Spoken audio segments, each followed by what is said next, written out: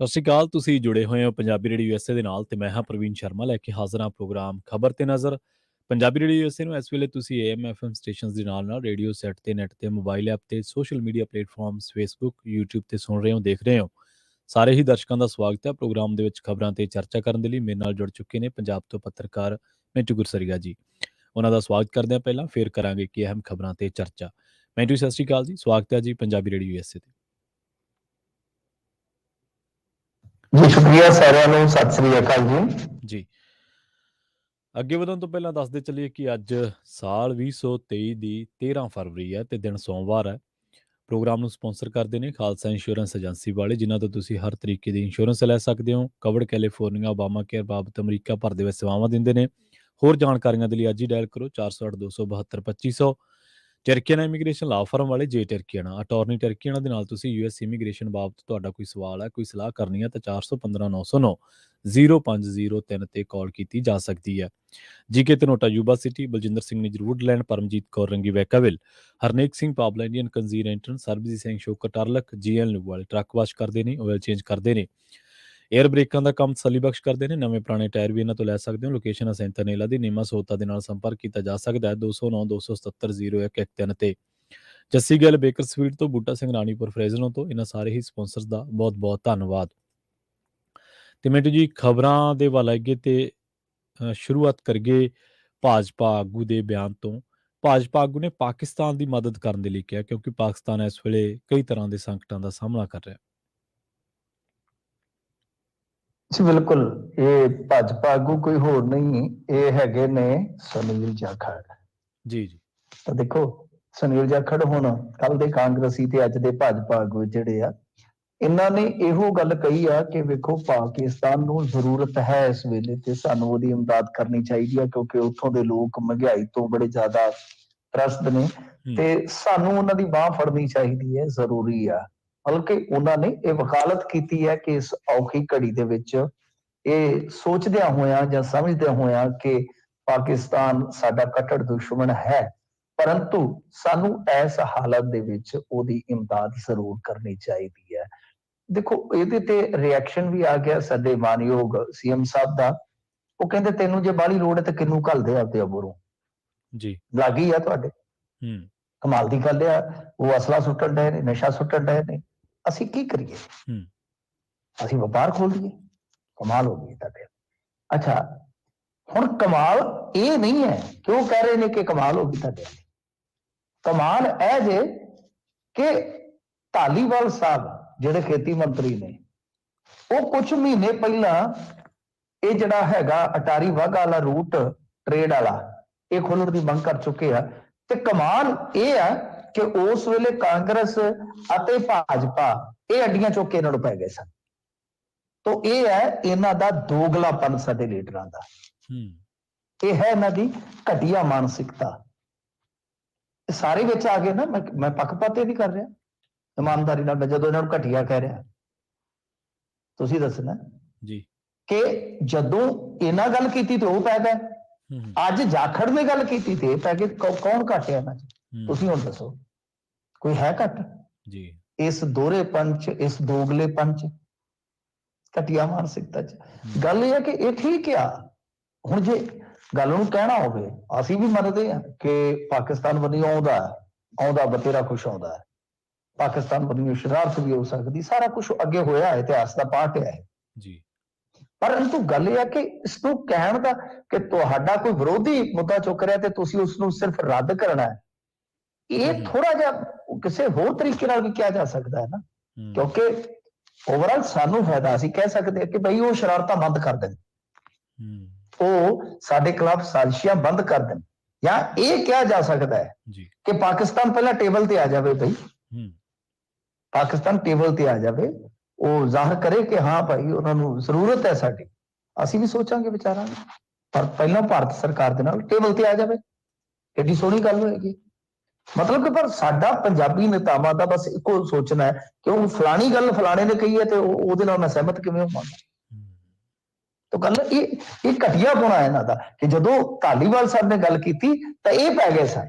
ਸਰਸਾ ਹੋਇਆ, ਪੂਨਾਵਾਲਾ ਹੋਇਆ, ਤਵਾੜੀ ਹੋਇਆ, ਸਾਰੇ ਅੱਜ ਹੁਣ ਮਾਨ ਸਾਹਿਬ ਪੈ ਨਿਕਲੇ ਨੇ, ਕੀ ਕਰੀਏ ਦੱਸੋ। ਹੂੰ ਖੈਰ ਇਹ ਇਹਨਾਂ ਦੇ ਆਪੋ ਆਪਣੇ ਰਾਜਨੀਤੀ ਦੇ ਤਕਾਜ਼ੇ ਹੈਗੇ ਨੇ, ਇਹ ਇਹਨਾਂ ਦੀ ਆਪੋ ਆਪਣੀ ਰਾਜਨੀਤੀ ਦੀ ਮੰਗ ਹੈਗੀ ਆ, ਪਰੰਤੂ ਗੱਲ ਇਹ ਆ ਕਿ ਮਾਨ ਸਾਹਿਬ ਨੂੰ ਸ਼ਾਇਦ ਇਹਨਾਂ ਚੀਜ਼ਾਂ ਦਾ ਪਤਾ ਨਹੀਂ ਕਿ ਜਿਸ ਪੱਧਰ ਤੇ ਉੱਥੇ ਸਾਰਾ ਕੁਝ ਹੋ ਰਿਹਾ ਹੈ, IMF ਉੱਥੋਂ ਚਲੇ ਗਿਆ, IMF ਉਹਨਾਂ ਨੂੰ ਕਰਜ਼ਾ ਨਹੀਂ ਦਿੰਦਾ, ਉਸ ਸੂਰਤ ਦੇ ਵਿੱਚ ਬਹੁਤ ਔਖਾ ਹੋ ਜਾਏਗਾ। ਉਹਨਾਂ ਦੇ ਕੋਲ ਸਿਰਫ 7-8 ਦਿਨ ਦਾ ਇੰਪੋਰਟ ਜੋਗਾ ਬਿੱਲ ਹੈ ਜੀ। ਉਸ ਤੋਂ ਬਾਅਦ ਜੇ ਉੱਥੇ ਕੱਲ ਨੂੰ ਅਸਥਿਰਤਾ ਪੈਦਾ ਹੁੰਦੀ ਹੈ ਤੇ ਇਹ ਦੇਖ ਲਓ ਕਿ ਉਸ ਮੁਲਕ ਦੇ ਵਿੱਚ ਐਟਮੀ ਹਥਿਆਰ ਨੇ, ਉਸ ਮੁਲਕ ਦੇ ਵਿੱਚ ਖਤਰਨਾਕ ਮਿਜ਼ਾਈਲਾਂ ਨੇ ਜੀ। ਸੋ ਸਾਨੂੰ ਇਸ ਪੱਖ ਤੋਂ ਵੀ ਧਿਆਨ ਰੱਖਣਾ ਚਾਹੀਦਾ ਹੈ ਕਿ ਉੱਥੋਂ ਦੀ ਸਰਕਾਰ ਜਿਹੜੀ ਹੈ, ਚਲੋ ਮੰਦੀ ਹੈ ਚੰਗੀ ਵਾ, ਜਿਵੇਂ ਮਰਜ਼ੀ ਲਾ ਲਓ, ਉਹ ਮੰਨਦਾ ਮੈਂ, ਮੰਦੀ ਹੈ ਚੰਗੀ ਹੈ ਕਿ ਇੱਕ ਸਥਿਰ ਸਰਕਾਰ ਰਹਿਣੀ ਜ਼ਰੂਰੀ ਹੈ। ਹੁਣ ਕਹਿਣ ਨੂੰ ਤਾਂ ਮੈਨੂੰ ਵੀ ਕਹਿ ਦੇਣਗੇ ਦੇਸ਼ ਵਿਰੋਧੀ ਹੈ ਤੇ ਪਾਕਿਸਤਾਨ ਦੀ ਸਥਿਰਤਾ ਦੀ ਗੱਲ ਕਰਦਾ, ਪਰ ਇਸ ਨੂੰ ਤੁਸੀਂ ਦੂਰ ਅੰਦੇਸ਼ਤਾ ਨਾਲ ਸੋਚ ਕੇ ਵੇਖੋ ਜੀ ਕਿ ਜੇ ਤਾਲਿਬਾਨ ਤੁਹਾਡੇ ਇੱਥੇ ਅੰਮ੍ਰਿਤਸਰ ਦੇ ਨਾਲ ਆ ਲੱਗਣ, ਫਰਜ਼ ਕਰੋ ਕੱਲ ਨੂੰ, ਤਾਂ ਕੀ ਹੋਏਗਾ। ਉਹ ਤਾਂ ਵੱਧ ਰਹੇ ਹੈ ਨਾ, ਕਈ ਇਲਾਕਿਆਂ 'ਚ ਤਾਕਤ ਹੈ, ਫਰਜ਼ ਕਰੋ ਕੱਲ ਨੂੰ ਉੱਥੇ ਖਾਨਾ ਜੰਗੀ ਸਟਾਰਟ ਹੋ ਜਾਂਦੀ ਹੈ ਤੇ ਇਹ ਜਿਹੜੀਆਂ ਪਾਵਰਾਂ ਨੇ, ਇਹ ਜਿਹੜੀਆਂ ਤਾਕਤਾਂ ਨੇ, ਇਹ ਹਾਵੀ ਹੋ ਜਾਂਦੀਆਂ ਤਾਂ ਫਿਰ ਕੀ ਹੋਏਗਾ, ਤਾਂ ਖਤਰਾ ਕਿਸ ਨੂੰ ਹੈ। ਇਹ ਮੂਰਖਾਂ ਦੀਆਂ ਗੱਲਾਂ ਕਰਨ ਤੋਂ ਪਹਿਲਾਂ ਨਾ ਸੋਚ ਲੈਣਾ ਚਾਹੀਦਾ, ਵਿਚਾਰ ਲੈਣਾ ਚਾਹੀਦਾ ਕਿ ਇਹਦੇ ਪੱਖ ਕਈ ਹੋਰ ਵੀ ਹੁੰਦੇ। ਕਦੀ ਰਾਜਨੀਤੀ ਜਿਹੜੀ ਹੈ ਨਾ, ਉਹ ਨਹੀਂ ਸੋਚਣੀ ਚਾਹੀਦੀ, ਇਹਦੇ ਕਈ ਪੱਖ ਹੁੰਦੇ ਨੇ, ਕਿਸੇ ਲਿਹਾਜ਼ ਨਾਲ ਕਿਸੇ ਗੱਲ ਦਾ ਕੋਈ ਮਤਲਬ ਹੁੰਦਾ, ਕਿਸੇ ਲਿਹਾਜ਼ ਨਾਲ ਕਿਸੇ ਗੱਲ ਦਾ ਮਤਲਬ ਕੋਈ ਹੁੰਦਾ ਹੈ। ਤਾਂ ਉਸ ਸਮੇਂ ਧਾਲੀਵਾਲ ਦੇ ਨਾਲ ਵੀ ਸਹਿਮਤ ਸਨ, ਮੈਂ ਤਾਂ ਸਹਿਮਤ ਸੀ ਘੱਟੋ ਘੱਟ ਕਿ ਟ੍ਰੇਡ ਖੁੱਲਣਾ ਚਾਹੀਦਾ, ਟ੍ਰੇਡ ਖੁੱਲੇਗਾ ਤੁਹਾਡਾ ਤੇ ਤਾਂ ਹੀ ਅੱਗੇ ਦੀ ਗੱਲਬਾਤ ਹੋਵੇਗੀ। ਔਰ ਤੁਹਾਨੂੰ 21 ਦਾ ਵੀ ਅੰਕੜਾ ਦੇ ਦੇਵਾਂ, 526 ਕਰੋੜ ਦਾ ਵਪਾਰ ਹੈਗਾ ਭਾਰਤ ਪਾਕਿਸਤਾਨ ਦਾ, ਜਿਹੜਾ ਵਾਇਆ ਸਮੁੰਦਰ ਹੁੰਦਾ ਹੈ। ਹਾਲਾਂਕਿ ਉਹਦੇ ਚ ਇੰਡੀਆ ਦਾ ਇੰਪੋਰਟ ਸਿਰਫ, ਕਿਉਂਕਿ ਇੰਡੀਆ ਉੱਥੋਂ ਖਰੀਦਦਾ ਹੀ ਕੁਛ ਨਹੀਂ ਹੈ, 2 ਕਰੋੜ ਦਾ ਬਾਕੀ ਇਹਨਾਂ ਦਾ ਸਾਰਾ ਐਕਸਪੋਰਟ ਹੈ, ਪਰ ਉਹ ਹੈ ਤੇ ਹੈ ਨਾ, ਤਜ਼ਾਰਤ ਤੇ ਚੱਲਦੀ ਹੈ। ਖੈਰ ਇਹ ਰਾਜਨੀਤੀ ਦਾ ਵੇਖ ਲਓ ਜੀ, ਅਸੀਂ ਤੇ ਡਾਕੀਏ ਹੈਗੇ, ਤੁਹਾਨੂੰ ਡਾਕ ਲਿਆ ਕੇ ਦੱਸ ਦਿੰਦੇ ਆ ਕਿ ਵੇਖ ਲਓ ਕਿਸ ਤਰ੍ਹਾਂ ਦੀ ਰਾਜਨੀਤੀ ਹੈ ਕਿ ਇੱਕ ਵੇਲੇ ਉਹ ਜੇ ਹੱਕ 'ਚ ਬਿਆਨ ਦਿੰਦੇ ਨੇ ਤਾਂ ਉਹ ਅੱਡੀਆਂ ਚੁੱਕ ਕੇ ਵਿਰੋਧ ਕਰਦੇ ਆ। ਅੱਜ ਜਾਖੜ ਸਾਹਿਬ ਨੇ ਗੱਲ ਕੀਤੀ ਹੈ ਤੇ ਉਹਨੂੰ ਪੈ ਨਿਕਲੇ ਨੇ ਐਲੀ ਕਰਕੇ। ਵੈਸੇ ਅੱਜ ਮਾਨ ਸਾਹਿਬ ਦੇ ਪਤਾ ਨਹੀਂ, ਮੈਨੂੰ ਲੱਗਦਾ ਸਵੇਰੇ ਸਵੇਰੇ ਕੁਛ ਐਸਾ ਵੈਸਾ ਹੋਇਆ ਉਹਨਾਂ ਦੇ ਨਾਲ, ਵੈਸੇ ਉਹ ਨਹੀਂ ਮੈਂ ਕਹਿ ਰਿਹਾ ਕੁਛ ਗਲਤ ਹੋਇਆ ਹੋਏਗਾ, ਕੁਛ ਮਤਲਬ ਕਿ ਕਿਸੇ ਗੱਲ ਦਾ ਖਾਸ ਹੀ ਉਹਨਾਂ ਨੂੰ ਲੱਗਦਾ ਕਿ ਅੱਜ ਗੁੱਸਾ ਸੀਗਾ ਕਿ ਉਹਨਾਂ ਨੇ ਪੈਂਦੀ ਸੱਟੇ ਅੱਜ ਫੇਰ ਜਿਹੜਾ ਹੈ ਉਹ ਰਾਜਪਾਲ ਦੇ ਨਾਲ ਵੀ ਅੱਡਾ ਲਾ ਲਿਆ, ਕਹਿੰਦਾ ਕਿ ਮੈਂ ਨਹੀਂ ਜਵਾਬ ਦੇਗਾ ਤੁਹਾਨੂੰ, ਮੈਂ 3 ਕਰੋੜ ਲੋਕਾਂ ਦਾ ਚੁਣਿਆ ਹੋਇਆ ਨੁਮਾਇੰਦਾ, ਉਹਨਾਂ ਨੂੰ ਜਵਾਬ ਦਿਆਂ, ਤੁਹਾਨੂੰ ਕਾਹਦਾ ਜਵਾਬ ਦਿਆਂ। ਇੱਥੇ ਵੀ ਮੇਰੇ ਖਿਆਲ ਦੇ ਨਾਲ ਬੜੇ ਸਿੰਘ ਫਸਣਗੇ, ਕਿਉਂਕਿ ਜਿਹੜਾ ਰਾਜਪਾਲ ਹੈ ਉਹਨੇ ਲੈਟਰ ਲਿਖਿਆ ਬਹੁਤ ਸਾਰੇ ਨੁਕਤੇ ਕੱਢ ਕੇ।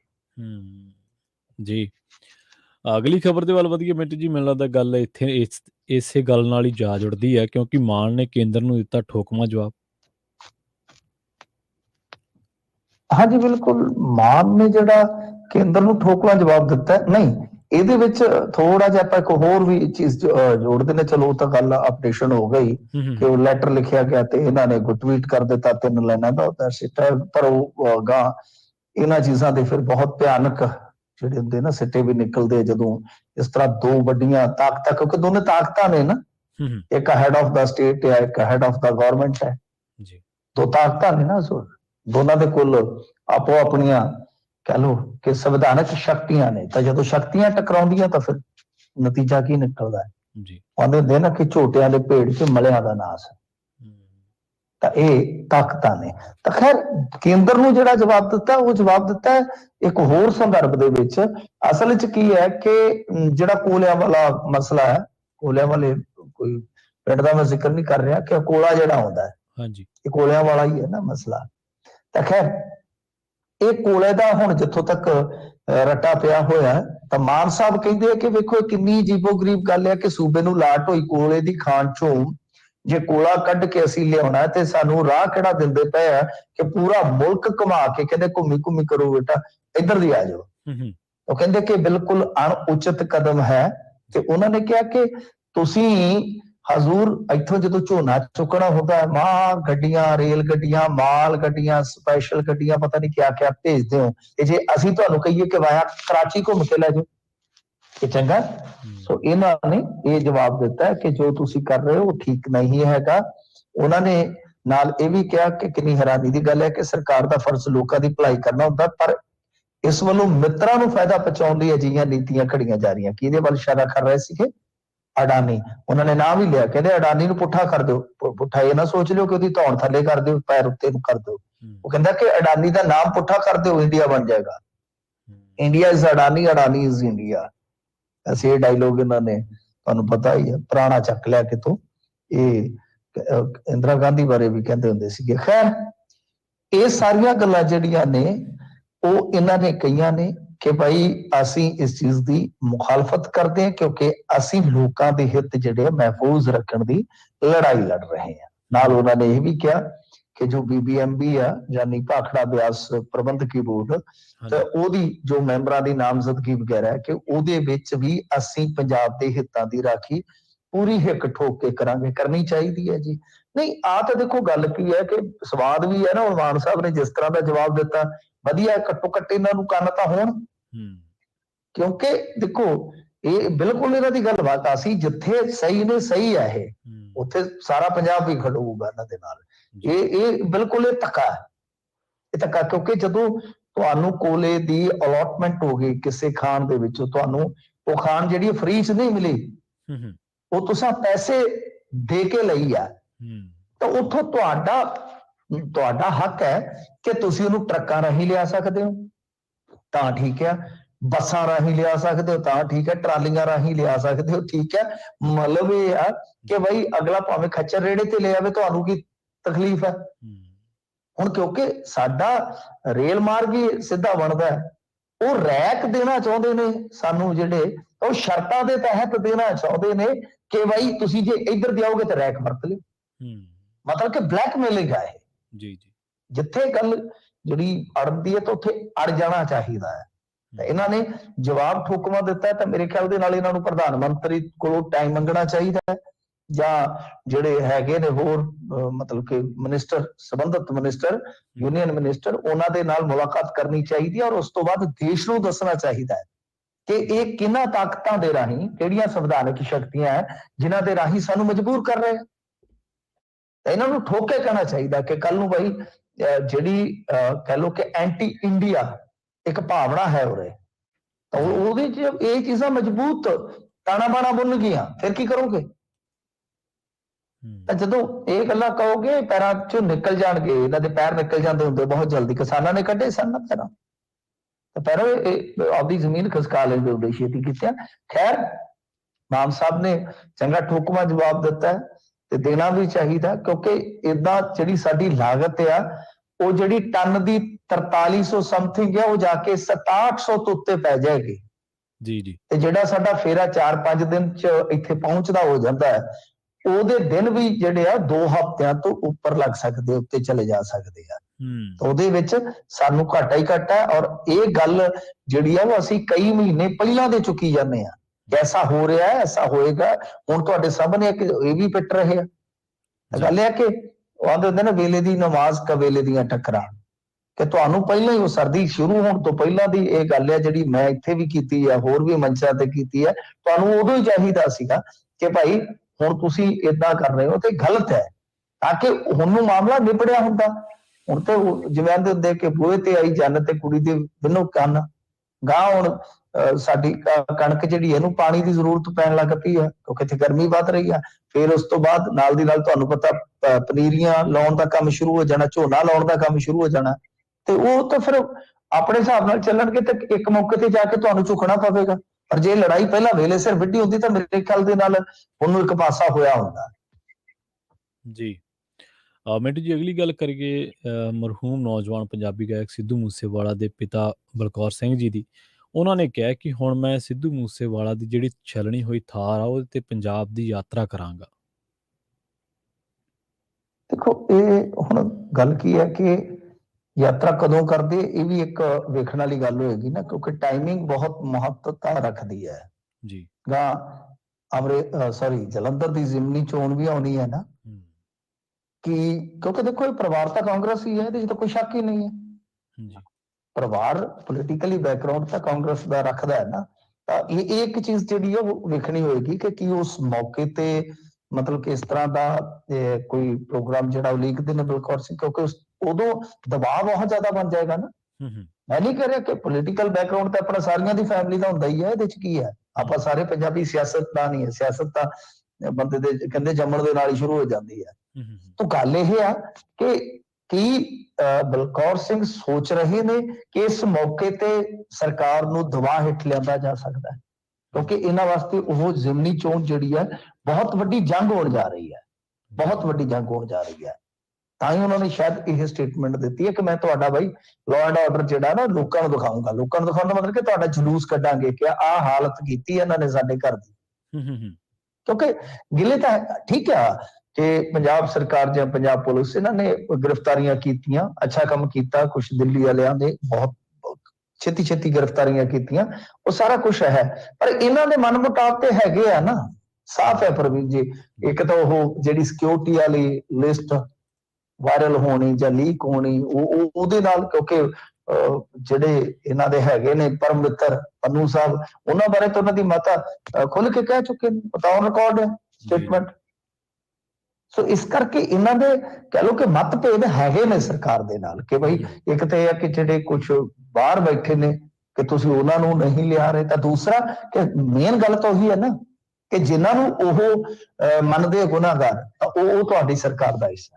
ਇਹ ਮਤਭੇਦ ਬਹੁਤ ਵੱਡੇ ਮਤਭੇਦ ਨੇ, ਕਿਉਂਕਿ ਉਧਰ ਤੁਸੀਂ ਕਾਰਵਾਈ ਨਹੀਂ ਕਰ ਸਕਦੇ ਜਿੱਥੇ ਉਹ ਚਾਹੁੰਦੇ ਨੇ।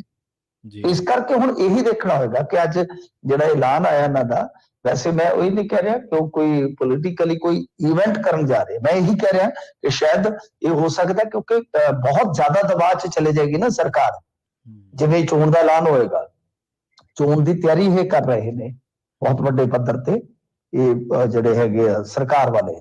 तो ये है कि शायद हो सकता है कि जिमनी चोण के मौके च कोई इस तरह का प्रोग्राम उलीकिया जाए तो सरकार बहुत ज्यादा प्रेशराइज हो जाए। ये हुण वेखना होएगा, ये गल जिहड़ी है देखनी होएगी, क्योंकि बरसी भी आ रही है, पहली बरसी भी उन्होंने मनाउणी है, तो उधरों वो इलैक्शन भी आएगा, तो जिथे सरकार लई फिर बहुत वड्डी मुश्किल खड़ी होने वाली है। क्यों? क्योंकि देखो एक पासे बंदी ਸਿੰਘਾਂ ਦੀ रिहाई वाला मोर्चा, दूसरे पासे किसान आगू ਜਿਹੜੇ ਆ ਉਹ ਇਹਨਾਂ ਦੇ ਨਾਲ ਖਫਾ ਨੇ, ਉਹਨਾਂ ਦੇ ਅੱਡ ਧਰਨੇ ਚੱਲਦੇ ਰਹਿੰਦੇ ਆ। ਇਸ ਤੋਂ ਇਲਾਵਾ ਫਿਰ ਬਰਗਾੜੀ ਵਾਲਾ ਆ ਗਿਆ, ਔਰ ਦੂਸਰੀ ਸਾਈਡ ਤੋਂ ਜੇ ਮੰਨ ਲਓ ਸਿੱਧੂ ਦੀ ਫੈਮਿਲੀ ਇਸ ਤਰ੍ਹਾਂ ਦਾ ਪ੍ਰੋਗਰਾਮ ਉਲੀਕ ਦਿੰਦੀ ਆ, ਤਾਂ ਡੈਫੀਨਿਟਲੀ ਇਹ, ਕਿਉਂਕਿ ਆਪਾਂ ਦੇਖਿਆ ਸੰਗਰੂਰ ਦੀ ਜ਼ਿਮਨੀ ਚੋਣ ਦੇ ਵਿੱਚ ਵੀ ਅਸਰ ਪਿਆ ਸੀਗਾ, ਇਹ ਮਾਹਰ ਵੀ ਮੰਨਦੇ ਨੇ ਇਸ ਚੀਜ਼ ਨੂੰ। ਸੋ ਇਹ ਇਸ ਕਰਕੇ ਇਹ ਟਾਈਮਿੰਗ ਜਿਹੜੀ ਹੋਏਗੀ ਦੇਖਣੀ ਦਿਲਚਸਪ ਹੋਏਗੀ ਕਿ ਕੀ ਉਸ ਵੇਲੇ ਐਸਾ ਹੁੰਦਾ ਹੈ ਜਾਂ ਹਾਲ ਦੀ ਘੜੀ ਇਹ ਸਿਰਫ ਸਟੇਟਮੈਂਟ ਹੈ ਕਿ ਸਰਕਾਰ ਨੂੰ ਹੋਰ ਕੋਇਆ ਜਾਵੇ, ਸਰਕਾਰ ਕੀ ਕਰਦੀ ਹੈ, ਤੇ ਉਸ ਤੋਂ ਬਾਅਦ ਫਿਰ ਵੇਖਿਆ ਜਾਵੇ ਕਿ ਸਰਕਾਰ ਦੇ ਨਾਲ ਕਿਸ ਹਿਸਾਬ ਕਿਤਾਬ ਨਾਲ ਚੱਲਣਾ ਹੈ।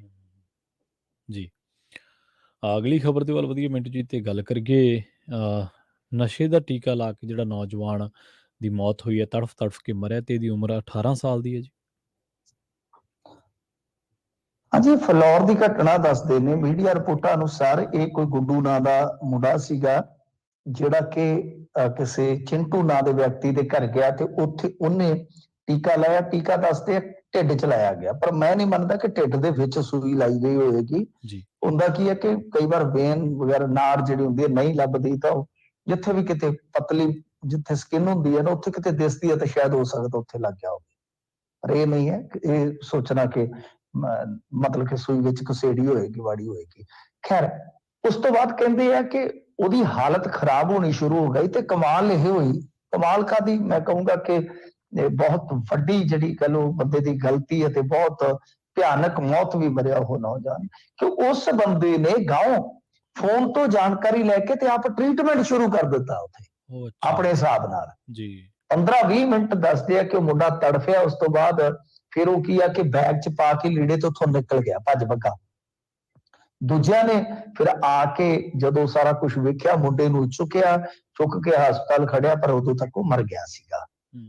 ਹੁਣ ਜਿਹੜੇ ਆਸੇ-ਪਾਸੇ ਦੇ ਲੋਕ ਕਹਿੰਦੇ ਕਿ ਇਹਨੇ ਤਾਂ ਗੰਦ ਹੀ ਬਹੁਤ ਪਾਇਆ ਸੀਗਾ ਜੀ, ਤੇ ਉਹ ਇਹਦਾ ਜਿਹੜਾ ਉਹ ਯੂਪੀ ਦੀ ਇੱਕ ਜੇਲ੍ਹ 'ਚ ਬੰਦ ਆ, ਹੋ ਸਕਦਾ ਹੈ ਹੋਵੇ ਵੀ ਬਾਹਰ ਦਾ ਜੀ। ਤੇ ਕਿਉਂਕਿ ਗੁੱਡੂ ਨਾਮ ਵੀ ਨੌਜਵਾਨ ਦਾ, ਗੁੱਡੂ ਪੰਜਾਬੀਆਂ ਦੇ ਨਾਮ ਤੇ ਬਹੁਤ ਘੱਟ ਹੁੰਦੇ ਨੇ ਮੇਰੇ ਖਿਆਲ ਨਾਲ, ਮੁੰਡੇ ਦਾ ਤਾਂ ਖਾਸ ਤੌਰ ਤੇ।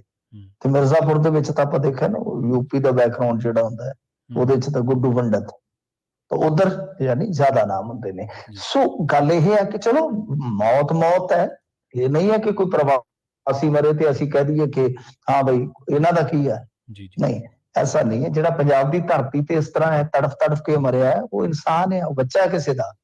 ਤੇ ਉਹ ਜਿਹੜਾ ਬੰਦਾ ਹੈ, ਉਹਦੀ ਮਾਂ ਜਿਹੜੀ ਹੈ ਉਹ ਵੀ ਅੰਦਰ ਆ, ਹਿਸਾਬ ਲਾ ਲਓ, ਹੂੰ, ਕੁੜੀ ਵੇਚਣ ਦੇ ਦੋਸ਼ ਹੇਠ। ਜੀ, ਤੇ ਉਹ ਕਹਿੰਦੇ ਆ ਕਿ ਇੱਥੇ ਸਵੇਰ ਤੋਂ ਸਕੂਲਾਂ ਦੇ ਬੱਚੇ ਜਿਹੜੇ ਆਉਣੇ ਸ਼ੁਰੂ ਹੋ ਜਾਂਦੇ, ਬਸਤੇ ਗਲਾਂ ਚ ਪਾਏ ਹੁੰਦੇ, ਹੂੰ, ਤੇ ਦੇਰ ਰਾਤ ਤੱਕ ਇੱਥੇ ਕੰਮ ਚੱਲੀ ਜਾਂਦਾ। ਹੁਣ ਵੇਖੋ, ਜਦੋਂ ਮੁੰਡਾ ਮਰ ਗਿਆ ਉਸ ਤੋਂ ਬਾਅਦ ਇਹ ਸਾਰੀਆਂ ਗੱਲਾਂ ਵੀ ਨਿਕਲੀਆਂ। ਜੀ, ਜੀ, ਇਹ ਸਾਰਾ ਕੁਝ ਜਿਹੜਾ ਹੈ ਉਹ ਉੱਥੇ ਹੁਣ ਰਹੂਗਾ ਇੱਕ ਵਾਰੀ ਖਲਾਰਾ ਪਾ ਕੇ।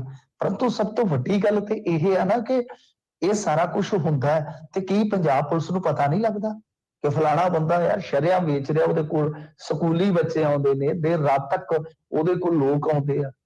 ਤਾਂ ਗੱਲ ਇਹ ਹੈ ਕਿ ਇਹ ਸਾਰੀਆਂ ਚੀਜ਼ਾਂ ਠੀਕ ਹੈ, ਰੁਕਦੀਆਂ ਤੇ ਨਹੀਂ ਹੈ ਸੰਪੂਰਨ ਤੌਰ ਤੇ ਆਪਾਂ ਕਹੀਏ ਕਿ ਸਾਰਾ ਕੁਝ ਬੰਦ ਹੋ ਜਾਏਗਾ, ਬੜਾ ਔਖਾ ਹੁੰਦਾ ਹੈ।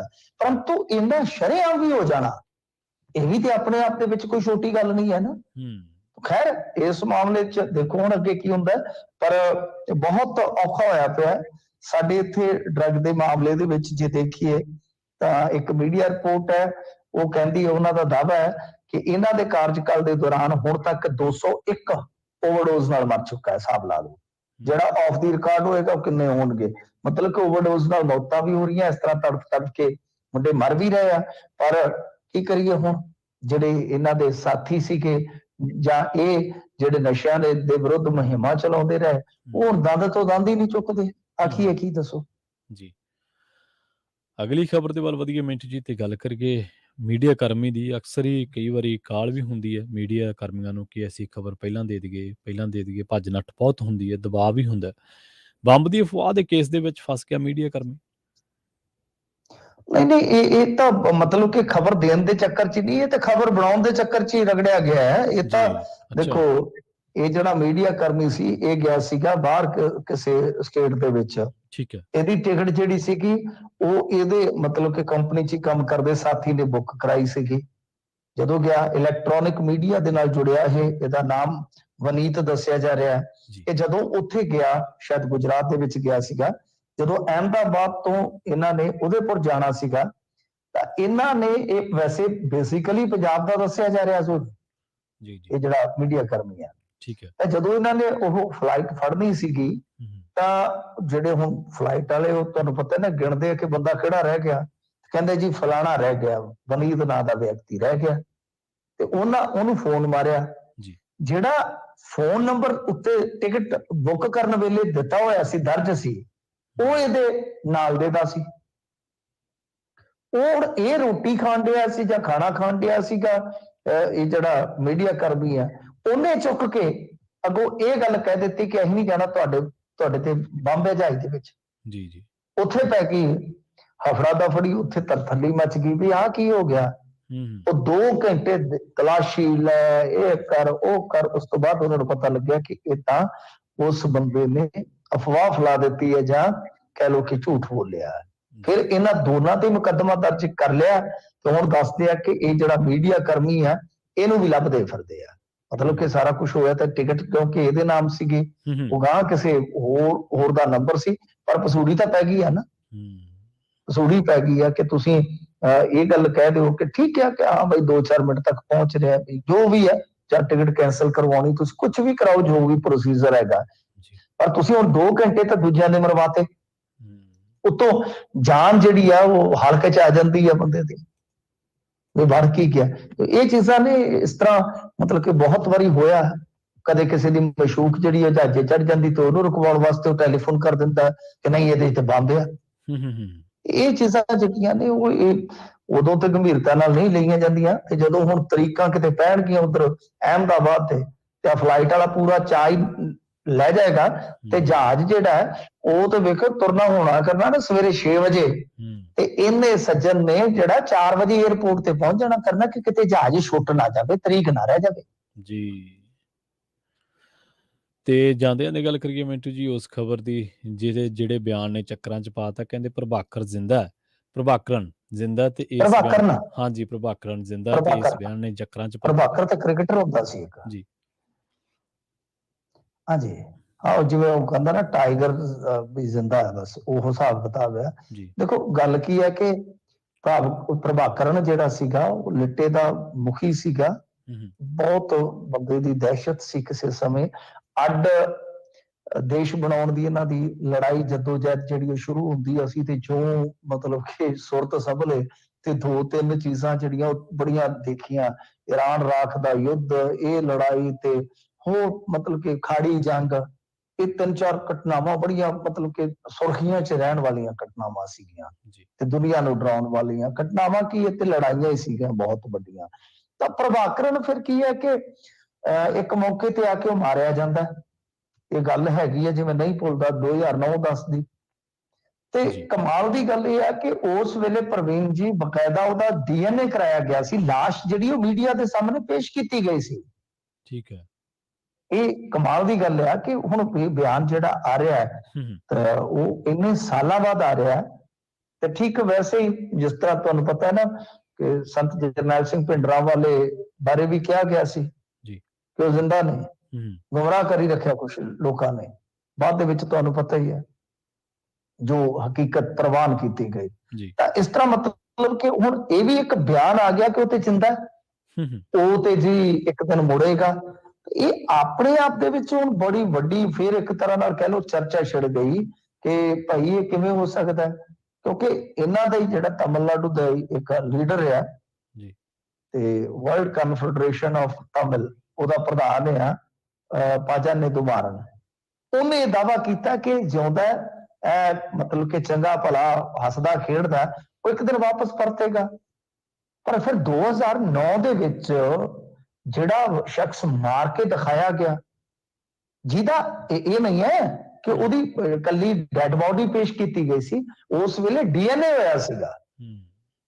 ਫਿਰ ਇਹ तमाम ਚੀਜ਼ਾਂ ਜਿਹੜੀਆਂ ਨੇ ਉਹ ਫਿਰ ਕਮਾਲ ਦੀ ਗੱਲ ਹੈ ਕਿ ਭਾਈ ਇਹ ਕਿੱਧਰ ਗਈਆਂ।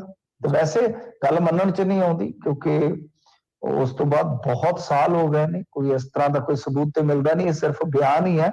ਬਾਕੀ ਦੇਖੋ ਜੇ ਉਹ ਜਿਉਂਦਾ ਮਿਲ ਜਾਂਦਾ ਤੇ ਕਿੱਡੀ ਹੈਰਾਨਗੀ ਵਾਲੀ ਗੱਲ ਹੋਏਗੀ। ਕਿਉਂਕਿ ਇਸ ਲੜਾਈ ਦੇ ਵਿੱਚ ਜਿਹੜਾ ਰਾਜੀਵ ਗਾਂਧੀ ਨੇ ਕਦਮ ਚੁੱਕਿਆ ਸੀਗਾ ਤੇ ਫਿਰ ਹਿਸਾਬ ਲਾ ਲਓ ਇੰਨੇ ਇੰਡੀਅਨ ਇਸ ਲੜਾਈ ਦੇ ਲੇਖੇ ਲੱਗ ਗਏ ਸਨ, ਆਰਮੀ ਮੈਨ, ਜਿੰਨੇ ਕਾਰਗਲ ਜੰਗ ਦੇ ਵਿੱਚ ਵੀ ਜਿਹੜੇ ਹਨ ਉਹ ਸ਼ਹੀਦ ਨਹੀਂ ਸਨ ਹੋਏ। ਮਤਲਬ ਉਹ ਤੋਂ ਦੁੱਗਣੇ ਇੱਥੇ ਹੋ ਗਏ ਸਨ। ਇਹ ਤਾਂ ਫਿਰ ਬਹੁਤ ਵੱਡੇ ਸਵਾਲ ਹੋਣਗੇ। ਖੈਰ ਮੈਂ ਤੇ ਨਹੀਂ ਮੰਨਦਾ ਇਹੋ ਜਿਹੀ ਚੀਜ਼ ਨੂੰ, ਕਿਉਂਕਿ ਬਹੁਤ ਸਾਲ ਹੋ ਗਏ ਆ, ਕਿਤੇ ਨਾ ਕਿਤੇ ਕੋਈ ਨਾ ਕੋਈ ਬੰਦਾ ਜਿਹੜਾ ਉਹ ਏਜੰਸੀਆਂ ਦੀ ਨਿਗਾਹ ਚੜ੍ਹਦਾ ਹੀ ਹੈ। ਦੇਖੋ ਬਾਕੀ ਅੱਗੇ ਕੀ ਹੁੰਦਾ। ਪਰ ਇਸ ਦਾਅਵੇ ਨੇ ਅੱਜ ਕੌਮਾਂਤਰੀ ਮੀਡੀਆ 'ਚ ਪੂਰੀਆਂ ਸੁਰਖੀਆਂ ਖੱਟੀਆਂ ਹੋਈਆਂ ਨੇ। ਜੀ ਮਿੰਟੂ ਜੀ, ਨਾਲ ਖਾਸ ਖਬਰਾਂ ਤੇ ਖਾਸ ਜਾਣਕਾਰੀਆਂ ਦੇਣ ਦੇ ਲਈ ਤੁਹਾਡਾ ਬਹੁਤ-ਬਹੁਤ ਧੰਨਵਾਦ ਜੀ। ਧੰਨਵਾਦ ਜੀ, ਸ਼ੁਕਰੀਆ। ਜੀ ਸੋ ਪ੍ਰੋਗਰਾਮ ਖਬਰ ਤੇ ਨਜ਼ਰ ਦੇ ਵਿੱਚ ਪਹਿਲੇ ਹਿੱਸੇ ਦੇ ਵਿੱਚ ਆਪਣੇ ਨਾਲ ਜੁੜੇ ਸਨ ਮਿੰਟੂ ਗੁਰਸਰੀਆ ਜੀ, ਜਿਨ੍ਹਾਂ ਦੇ ਨਾਲ ਆਪਾਂ ਕਈ ਅਹਿਮ ਖਬਰਾਂ ਨੂੰ ਲੈ ਕੇ ਚਰਚਾ ਕੀਤੀ ਹੈ।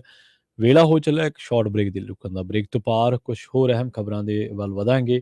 ਬੰਦੀ ਸਿੰਘਾਂ ਦੀ ਰਿਹਾਈ ਦੇ ਲਈ ਜਿਹੜਾ ਮੋਰਚਾ ਲੱਗਿਆ ਹੋਇਆ ਮੋਹਾਲੀ ਚੰਡੀਗੜ੍ਹ ਸਰਹੱਦ ਤੇ, ਉੱਥੇ ਬੁਲਟ ਪ੍ਰੂਫ ਟਰੈਕਟਰ ਤੇ ਰੇਤੇ ਦੇ ਟਿੱਪਰ ਭਰ ਕੇ ਹੁਣ ਲਾ ਦਿੱਤੇ ਆ। ਜਾਣੀ ਕਿ ਜਿਸ ਤਰੀਕੇ ਦੀ ਬੈਰੀਕੇਟਿੰਗ ਖੇਤੀ ਕਾਨੂੰਨਾਂ ਵੇਲੇ ਕੀਤੀ ਗਈ ਸੀ, ਉਸ ਤਰੀਕੇ ਦੀ ਕਰ ਦਿੱਤੀ ਗਈ ਹੈ। ਇਹਦੇ ਚਰਚਾ ਕਰਾਂਗੇ। ਦੂਜੀ ਗੱਲ ਇਹ ਹੈ ਕਿ ਬਹੁਤ ਵਾਰ ਆਪਾਂ ਦੇਖਦੇ ਹਾਂ ਕਿ ਕਈ ਵਾਰੀ ਕ੍ਰਾਈਮ ਕਿਸੇ ਨੇ ਕੀਤਾ ਹੁੰਦਾ ਪਰ ਉਹਦੀ ਸਜ਼ਾ ਕੋਈ ਹੋਰ ਭੁਗਤਦਾ। ਅਧਿਆਤਮਕ ਤੌਰ ਤੇ ਵੀ ਆਪਾਂ ਇਹ ਗੱਲਾਂ ਕਰਦੇ ਹਾਂ ਕਿ ਬਈ ਕਰਨੀ ਕਿਸੇ ਦੀ ਤੇ ਮੂਹਰੇ ਕਿਸੇ ਦੇ ਆ ਗਈ। ਪਰ ਪੰਜਾਬ ਦੀਆਂ ਜੇਲ੍ਹਾਂ ਦੇ ਵਿੱਚ 11 ਜੇਲ੍ਹਾਂ ਦੇ ਵਿੱਚ 46 ਮਾਸੂਮ ਬੱਚੇ ਹੈ ਜਿਹੜੇ ਆਪਣੀਆਂ ਮਾਵਾਂ ਦੇ ਨਾਲ ਰਹਿ ਰਹੇ ਆ। ਕਾਰਨ ਇਹ ਸੀਗਾ ਕਿ ਜਦੋਂ ਉਹਨਾਂ ਦੀਆਂ ਮਾਤਾਵਾਂ ਦੀ ਕਿਸੇ ਵੀ ਮਸਲੇ ਦੇ ਵਿੱਚ ਗ੍ਰਿਫਤਾਰੀ ਹੋਈ ਜਾਂ ਉਹਨਾਂ ਨੂੰ ਸਜ਼ਾ ਹੋਈ ਤਾਂ ਉਦੋਂ ਘਰ ਦੇ ਵਿੱਚ ਹੋਰ ਕੋਈ ਉਹਨਾਂ ਨੂੰ ਸੰਭਾਲਣ ਵਾਲਾ ਨਹੀਂ ਸੀ ਤੇ ਇਹਨਾਂ ਬੱਚਿਆਂ ਦੀ ਉਮਰ ਕਿਸੇ ਦੀ 1 ਸਾਲ, ਕਿਸੇ ਦੀ 2 ਸਾਲ, ਕਿਸੇ ਦੀ 4 ਸਾਲ ਸੀਗੀ।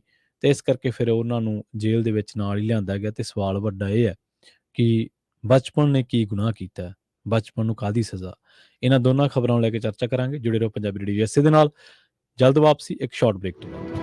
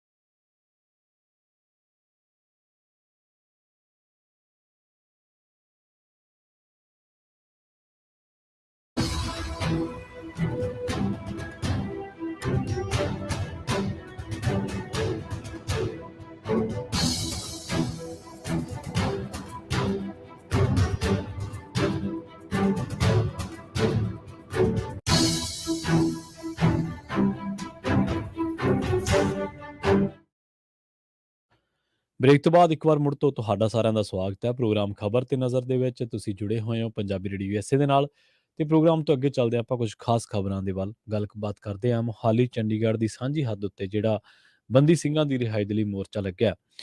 ਇਹ ਬੰਦੀ ਸਿੰਘਾਂ ਦੀ ਰਿਹਾਈ ਦੀ ਮੰਗ ਸਮੇਤ ਹੋਰ ਸਿੱਖ ਮਸਲਿਆਂ ਦੇ ਲਈ ਜਗਤਾਰ ਸਿੰਘ ਹਵਾਰਾ ਜਥੇਦਾਰ ਜਗਤਾਰ ਸਿੰਘ ਹਵਾਰਾ ਕਮੇਟੀ ਅਤੇ ਹੋਰ ਸਿੱਖ ਜਥੇਬੰਦੀਆਂ ਦਾ ਪੱਕਾ ਮੋਰਚਾ ਜਾਰੀ ਹੈ।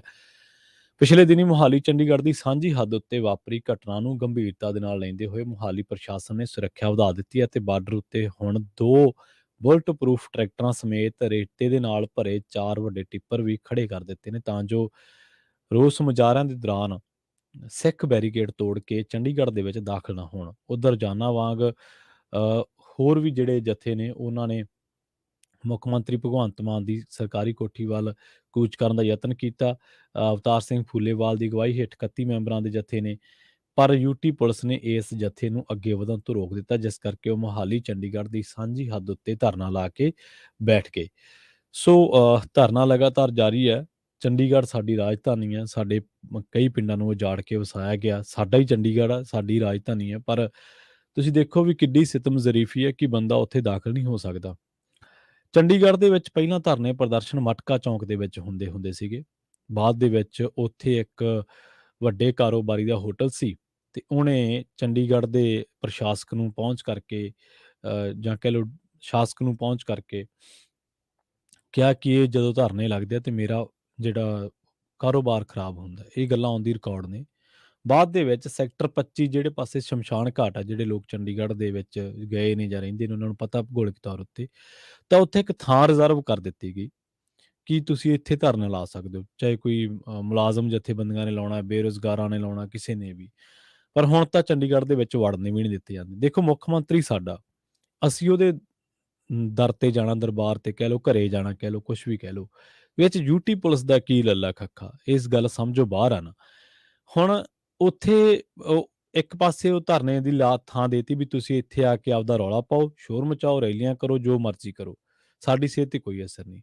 ਪਰ ਸੰਕੇਤਕ ਤੌਰ ਤੇ, ਸਿਧਾਂਤਕ ਤੌਰ ਤੇ ਤਾਂ ਲੋਕ ਰਾਜਧਾਨੀ ਵੱਲ ਤਾਂ ਹੀ ਜਾਂਦੇ ਨੇ ਨਾ ਕਿ ਉੱਥੇ ਜਦੋਂ ਅਸੀਂ ਜਾਵਾਂਗੇ, ਅਫਸਰ ਸਾਡੀ ਗੱਲ ਸੁਣਨਗੇ ਤੇ ਜੇ ਨਾ ਸੁਣਨਗੇ ਤਾਂ ਅਸੀਂ ਉੱਥੇ ਧਰਨਾ ਲਾਵਾਂਗੇ ਤੇ ਰਾਜਧਾਨੀ 'ਚ ਵਸਦੇ ਲੋਕਾਂ ਨੂੰ ਪਤਾ ਲੱਗੂ, ਉੱਥੋਂ ਦੇ ਮੀਡੀਆ ਨੂੰ ਪਤਾ ਲੱਗੂ, ਉੱਥੇ ਹੋਰ ਅਫਸਰਸ਼ਾਹੀ ਦੀਆਂ ਅੱਖਾਂ ਖੁੱਲ੍ਹਣਗੀਆਂ ਕਿ ਜੇਕਰ ਅਸੀਂ ਲੋਕਾਂ ਦੀ ਗੱਲ ਨਾ ਸੁਣੀ ਤਾਂ ਸਾਨੂੰ ਇਸ ਤਰ੍ਹਾਂ ਦੇ ਧਰਨੇ ਮੁਜ਼ਾਹਰਿਆਂ ਦਾ ਸਾਹਮਣਾ ਕਰਨਾ ਪਊਗਾ।